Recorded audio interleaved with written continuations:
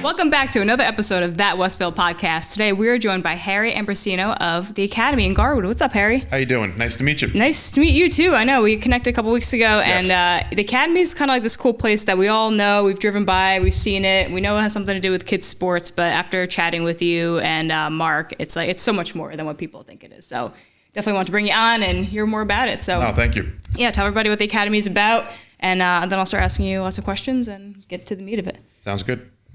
Well, the Academy is a place where we have athletes that come in, even non-athletes. Mm-hmm. It's an opportunity for them to improve their sports skills. We work on speed, agility, strength, and conditioning. Another thing that we kind of don't even bring up a lot is their self-confidence. We have a lot of kids that are just new to sports, and we're just kind of getting them acclimated to being around other people and kind of extracting their skills that they don't know they have just yet. Right. Yeah, so you guys are able to like see the athlete as a whole and just kind of bring out the best in them overall. Yes. That's really cool. So people, I guess they tend to go sign up their kids during like off season, or are they working with you during the season too? Is it kind of just as much as they want, I suppose? Yeah, it really is. We have a good mix. We have a lot of families that stay with us throughout the course of the year. It is a seasonal business in a lot of ways. You know, we're probably in the next couple of weeks, we're going to be getting much busier. Right. So I like to refer to it as our insane months. So like from November 1st to March 31st, we are just completely packed. Yeah. Our classes will be full, maxed out, wait list, stuff like that. But, you know, we have a lot of families that are with us. They'll come and go. They'll be with us for their seasons, come back after their seasons. And, you know, we're there all the time just to help out. Yeah, I love that. Yeah, because people don't realize too, it's like you could just, kids go to the gym like in their season or like off season to like kind of stay fit. But what you guys do is so much more than that. It's like you're able to watch them from like their journey. I mean, you have their journey from like being 10, 12 years old, like all throughout high school and stuff. So yeah, what's that like for you? From my own personal experience, you know, I have an athlete who's a senior in college, and I've worked with him since he was in 8th grade. Wow. So watching that development has not only made me feel old, but it's rewarding because you're watching this individual, and he had some professional scouts at his practice last week. So like you take a step back and you're like, wow, like you've had an impact on this person's life. But in the couple of years that I've been at the Academy as an owner, you're seeing the development of the kids. They're getting older. They're moving up from, say, middle school to high school classes. And you're following their journeys because social media, stuff like this, gives us that opportunity to watch that. So in real time, you can see the successes that they're having. Right. And what are some of the challenges that the kids face that you think you guys, help really well with? If I'm speaking just from a coaching perspective, I think a lot of athletes struggle with knowing how to move efficiently. And our job is to help them feel comfortable. When I work with someone, I tell them all the time, if you're not making mistakes here with me, then you should leave. You should leave because stop paying me. Stop coming. It's not worth it because you're where you should be. Right. So I want the kids to understand that failing is fine, that not everything is always going to work out, and if you make all the mistakes here and get comfortable with it when you're on your field of play, you can just be yourself. And we'll work through those things. If they make a mistake, they'll be able to make an in-game adjustment through the training. Right. And you're just working out parts of their brain that they don't even realize that they're working out, right? And that's all like what sports is. Like we're training for sports is like being able to kind of, have those experiences before they actually happen, so you know how to handle them. It's being able to I like to say think but not think. Right. So, seeing it, playing it out, visualizing it, but then in the moment, just executing to the best of your abilities. And that's my job. Like the work I do with the athletes I'm with is to prepare them for that moment. Right. And not have them worrying about making a mistake, because I use the example in baseball because that's the sport I played. If you fail 7 out of 10 times in that sport, you're probably going to the Hall of Fame. over the course of your career. Right. So, That's pretty cool. you're trying to hammer home that point that mistakes are going to happen. Yeah. You're going to have a bad day, but it's what you do with that information and how you react to it. I love that. You know what I was watching last night? I was watching a Jeter reel of just Right. his biggest moments and the jump throw. Right. Oh my God. It's still, when you really think about the athleticism that he needed to and the strength that he needed to make that out, and it was, it's really cool. And you don't think about those things, but that's what it was years of training and practicing and that lead up to those moments where you can have the one-handed catch or Right. whatever it is. You train the individual to make the normal movements and to train their bodies to think and do certain things so that when the extraordinary happens, they're able to do it. Yeah, I love that. What's the weirdest workout you've given somebody? I've done in the past, from a conditioning perspective, the 1,000, 2,000 rep stuff where, Oh my God. 100 push-ups, 100 squats, 100 pull-ups. I kind of leave those for more of my older athletes that can handle something like that. I haven't done this in a while, but the deck of cards was always a fun one with the younger kids. Cute. Whereas, you were playing a game with them and teasing them that there was maybe a king coming up or an ace that might be 13 or 14 reps and seeing their reaction. But then they get into it. Right. And training to me should be fun. Yeah, for sure. I think, without going on too much of a tangent, sports today, especially at the youth level, has become, I call them professional amateurs, where if they're not focused on playing one sport, they're left out. Right. And I just want the kids to come in to work hard, to put forth the effort, and just leave it on the field. That's it. And whatever happens, happens, because you can only control what you can do. Right. What are some of the biggest differences you've seen in training athletes the last 5 to 10 years versus when you were growing up? Well, this didn't exist really when I was playing. This training was very much in its infancy stages. So not to date myself, but I graduated from high school in 1993. Really? Yes. Wow, you look really good. Yeah, thank you. So I thought we were the same age. nah, you said that the other day, and I kept quiet. I didn't want to say anything, but thank you. No, I just, the sports performance training, at least in this area, was just in its infancy stages, maybe 1 or 2 years old. Mm-hmm. So when I look at how I trained in college, for us, it was just, we ran 3 miles. We jumped rope, or we did sprints back and forth. And there was never any technical training on how to run properly, or how to move your body, or how to decelerate. So many injuries occur in athletics, where I think the number is 80-85% of knee and ankle injuries are non-contact. Because the kids don't know how to properly stop, because they just go. Right. So I certainly, the analytics, the diet, everything, the 24/7, 365, there's no break anymore. Right. So I think what we offer is an opportunity to get away from that and to focus more on developing skills so that you're not overusing or taxing your body. Right. That's perfect. And it makes a lot of sense, because I don't have kids in sports, but that's what I hear. Those exact problems that you just described is what people say about their kids. Too many sports, or overload, and not enough focus on the fundamentals and fundamentals. Well, they're just going. Yeah. I have some families that, they have soccer practice today, hockey practice tomorrow, lacrosse practice, and I'm thinking to myself, when do you come up for air? Right. And then you're trying to fit me in, and where do we find time to do that? But are the kids able to handle that? Are they? Most of them do. They so much energy. They enjoy it, and I think it's also the atmosphere that we create. Mm-hmm. So if we're making it a welcoming environment to come in, when the kids are dragging the parents as opposed to the other way around, we know we're doing our job. Right. That's really cool. That's how I kind of base it. That's awesome. So you said you kind of start with kids around age 8 or so? 7 or 8. Okay. And we don't really have a cap on the age limit. We'll train you through college. We'll train you if you're fortunate enough to make it to the professional level. I have one guy currently right now in the NFL. Oh, sick. Who Awesome. I still train. But obviously he's in season. Yeah. So he's with those guys He's right busy now. right now. He's a little busy right now. He's got a few months left to go. But very cool. We want the kids to come in. We want to teach them at the earlier ages. We're teaching them basics, how to move, how to do things correctly, how to do them safely. When they get to middle school, they're more introduced to strength movements. Right.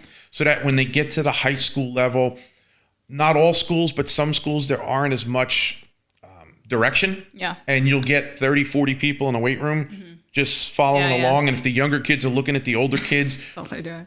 they may not know how to do something properly, or they're trying to emulate something that they're not capable of. So if we can lay a foundation for them to teach them how to properly do it, and if they can retain something that won't hurt them, then we did our job. Cool. So, okay, I'm a 15-year-old soccer player. I'm starting to take it more seriously. I'm pretty good. And I go sign up with you, kind of like walk me through what that experience is like for me, the first few sessions. So if you're working specifically with me, because I should say the majority of my work is one-on-one, small group, or team training. So I'll speak from my own experience. If you're coming in, we'll do an evaluation. First session is always free, where I want to see how you move. I'm going to test your speed. I'm going to see how fast you're running. We actually have something at our facility that tells us how many miles per hour an athlete is running. We'll do a vertical jump to see how high you're jumping. We'll do a broad jump to see how far you're jumping out. We'll do some form of a strength, whether it be 1 minute push up, 1 minute pull up, just to kind of get an understanding of where you are. And then it's just having a conversation. What are you looking to do? Right. You're 15, you're in high school. Are you looking to take your game to the next level? Because not everyone is. Like some people are just happy with playing in high school. Maybe their goal is to play varsity and that's it. They don't want to pursue sports in college. So once it's like a questionnaire. Yeah, you need to find out. You need to, and what is it that you want to work on? You know, I want to get stronger. I want to get faster. I want to be able to do things better. And then it's, how often do you want to come in? Yeah. How long are you looking to train for? Soccer season is occurring right now. So if you're coming to me, say after Thanksgiving or like December, are you preparing for the next season? So it gives me an idea to then figure out the time frame of what we can work on. Cool. I love that. What's a cool story that you have, like someone you've seen like overcome something or like train for something really big and kick some ass? Well, probably for those who know me, this isn't going to be too big of a surprise, but I train a wrestler at Rutgers University. His name is John Poznansky, and he came to me through a mutual friend. He was a senior at the time at Colonia High School, and the way he was described to me was he just strong, very good, but his feet were very slow. And we started working in January of 2020, and I can say this because I've gotten to know him very well. He is fully blind in his left eye. Cool. So he cannot see anything. I say cool because I'm also legally blind, like actually like disabled legally blind. So there was a kid I worked at a summer camp and he was a blind wrestler also. Right. Anthony Ferraro. Okay. And, the name's familiar. We had like a whole documentary about his wrestling, his senior year wrestling season. But yeah, continue. No, so we started working and there were limitations, and obviously it was the first time I was working with someone like that. Right. And wrestling to me, at least at the NCAA level, was new. I knew the WWE version of it, but not the technical side of it. So I had to teach myself. Wow, that's pretty cool. He went on that year to go undefeated. He was a state champion. Hell yeah. Goes to Rutgers. Now, the pandemic occurs. So training stops for a little bit, but then we pick back up again outside at a high school field, and we go 3 days a week from May till he reports to Rutgers. He goes on to finish third in the Big Ten tournament, fourth in the country in his freshman year, and was an All-American. And still to this day, we train. I now understand wrestling much better than I ever did. Right. And, really we've become very good friends, not just him, but the family and working together. That's awesome. Did he have to do the touch start or not? Because he could see in the one eye. He can see. We do a lot of hand-eye coordination work, and we'll do work off of the left side to force him to just get stronger to work on improving that weakness. Yeah, I'm mostly blind in my right eye, and it's funny how your brain just like adapts over time, and it's like it does strengthen some weaknesses, but there's some things that if you don't work on them, it's like And here's a little unknown fact that most people don't know, but he does. I actually was walking around for a while with something over my left eye to get an understanding of what that felt like. Right. You have no depth perception. No, because, everything's like 2D. I know how most things feel, but I don't know how that feels. So for me, I needed to have an understanding of what that was like so that I can better help him. Right. Yeah. Yeah. So you really you get in there with your kids. Like you really want to get, in their shoes and just do the best possible thing. It sounds like, from what I've been, hearing from you over the last week or so chatting, it's like you care a lot, like you really truly do. And that's awesome. I do. I think a lot of people will throw out there because it sounds good that they love their job, but the reality is they're just saying it because it might sound good. Mm-hmm. I truly love my job. I love the opportunity that I get every day to hopefully have an impact on people. Yeah. That's great. Just a week and a half ago, I drove up to New Hampshire to see 8 of my college football players play. Awesome. The weekend before that, I was in Pennsylvania watching 2 more. My fiance she gets a little crazy some of these trips in the sense that, so I have to say we're gonna have a nice dinner or something of that nature. But she, thankfully, I have that support system at home because she understands that this is truly what I want to do. I enjoy it. That's cool. It's a lot of fun. And so how many other people are on the team? So I know you got Mark DeMeo. You got anybody else? My business partner, Mark. We have our operations director, Andrew. And then currently at this moment, we have Joe's one of our coaches, Vin's one of our coaches, Melissa. About 3 or 4 other coaches at the moment. Very cool. So very small team at the moment, but looking to expand. So if anyone's interested, if you're good. Only go if you're good. Okay, don't waste our time. If you're interested, we are looking. So just putting that out there. Yeah, busy season for sure. Okay, so you guys are doing all these sports. It's your busy season. People can go on to your website and sign. Yes, some information or academysportsnj.com. Okay. We strongly encourage you. You can take a free class. You can sign up for one of our group classes for free. If you're interested more in the one-on-one setting or a smaller group, you can do a free session with one of our coaches or whoever is available. Mm-hmm. And, just to come in and test drive it, make sure it's a good fit. I'd rather someone take a class, see what we're all about, and make sure it's a good fit before committing to something longer term and then realizing it was not for them. What are the training schedules like days and hours? I'm assuming mostly after school and mostly weekends? After school at this time. We're open 7 days a week. Wow. We're Monday through Sunday. Our first group classes begin at 3:30. Okay. Our last class typically starts at 7:30 or 8, so we are there till 8:30 or 9 o'clock most days. The one-on-one semi-private can be a little bit earlier depending on schedules. Mm-hmm. So some of the high school kids that don't have the last 1 or 2 periods that come in and do privates, they might come in a little earlier. But yeah, we're there every day. I kind of like that schedule as a business owner because you have the whole day to do business stuff, but then you kind of yes, make sure it's good and bad because I'll get up at 7:30 and I'm working at home by 8:30, but I could in theory be working till 9 o'clock at night. Yeah. So so you got to find that balance somewhere in there to kind of come up for air. Cool. All right. So you guys are where in Garwood? Because you said you had moved, right? So I think a lot of people. Just back up original story, right? Sam Tooley had started at the academy and you guys took it over and it was on North Ave originally? Yeah, so actually my business partner, Mark, founded the academy and he was originally in Roselle. And I think when Sam moved the garage gym from where it was on North Avenue in Garwood to a Westfield location, then Mark came in with him and we were at 64 North Ave. Gotcha. 64 North Ave. Fun fact. And then I came on board in September of 2022. So 2 years almost, 2 years now, 2 years. And we outgrew the space and we moved just up the street to 100 North Ave, which is in the Blue Ribbon Plaza between Mongolian Barbecue and Grill Creations. Not the food's pretty good at both places. I've eaten there for lunch, so unpaid endorsement. But if you're looking for something to do while your kid is training, you can eat at one of those places. Grab dinner and stuff. Yes. And you were saying you work with some other people in the area. You mentioned Danielle over at Functional Performance Institute in Fanwood and Lexi Moriarty. I think this industry of training has evolved into so many different things that you need to have resources.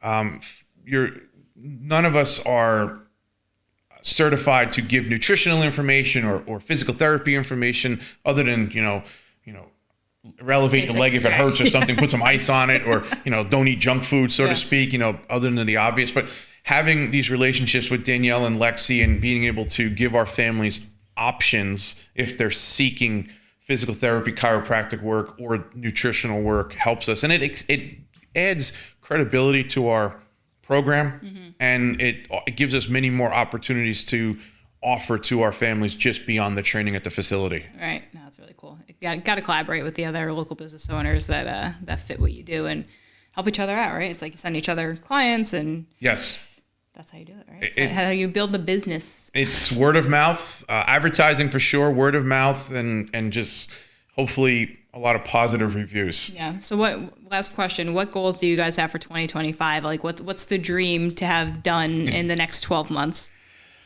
I think just continuing to get our systems in place. I think sometimes what happens is, the eyes are bigger than the stomach thing. Always when you're a business owner. we want to have more locations. We want to do more work. Cool. I think just making sure that our facility is running well, and we're helping as many kids and families as we can, and just being patient. Yeah.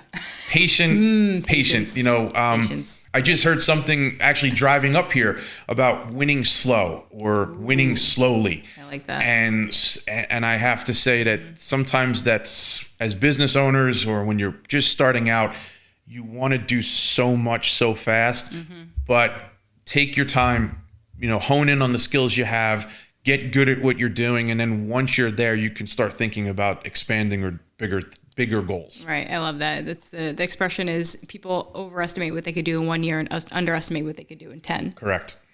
That's some knowledge to leave them on. So tell everyone where they can find you guys. Get the website again, Instagram, and all that. Yeah. So we have a number of ways you can reach us. We have a tech support line. You can text us at 908-540-6936.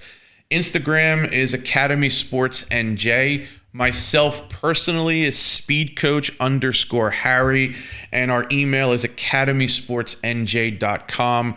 Just reach out to us on any one of those platforms, and one of us will get back to you as soon as we're free from training. And it sounds like they're going to be busy this season. So, because you guys are pulling from like Westfield, Cranford, Garwood, Colonial, like all of these areas. Yeah, it's not just Garwood. We're from everywhere. We're group training, one-on-one training, team training. I just looked at our schedule. Tuesdays and Thursdays are already booked for team training already. Okay. So, if you're a team out there looking to work with us, Tuesdays and Thursdays are out. So we have to get you in on another day. Yeah. It's not enough space. You have to running around on the roof or something. I don't know. That would be fun. Harry, thank you so much. It was a blast getting to know you and learning about the Academy, and I wish you guys the best. And thank you. Let's kick ass this season, right? Looking forward to it. All right, have a good one, guys. Thanks. Thank you very much.